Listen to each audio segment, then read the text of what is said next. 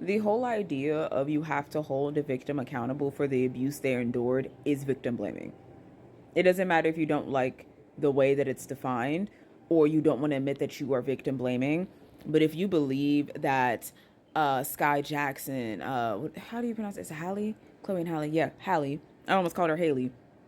Halle Bailey deserves what she's dealing with, or Megan Thee Stallion deserves what she's dealing with, or anyone, or Cassie.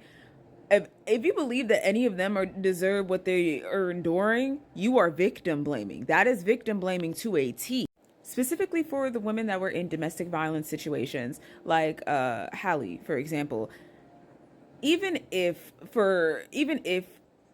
DDG was exposed, Doodoo Brown was exposed for being an abuser prior, and she got with him, she does not deserve to be abused.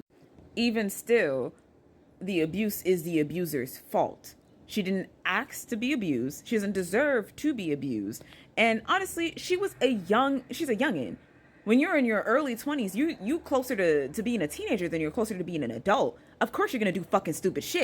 If you want to have a conversation about women believing other women when they come forward about somebody being abusive, we can have that conversation. But if we're talking about domestic violence, we have no reason, and there's no space. There should be absolutely zero space for people to be putting the pressure that they should be putting on the abusers anywhere near the victims. I've seen a lot of people go through hell and high water, specifically on Twitter, trying to say that they're not victim blaming when they're digging up all types of shit and dirt that they can find on these people that are dealing with so much harassment right now, on top of the abuse that they have faced from these devilish ass niggas. Why are y'all not focusing on these devilish ass niggas? Okay, so here's the thing. If it's not all men, but somehow it's always a fucking man, how the fuck is anyone supposed to know if a man's a good person?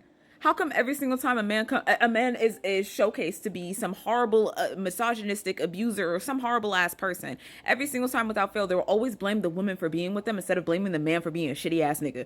Every time without fail. Now, if there's more often than not a man is abusive or misogynistic or horrible, wouldn't it be safe to assume that a vast majority, if not all of y'all are? But you can't say that. I thought we can't say that.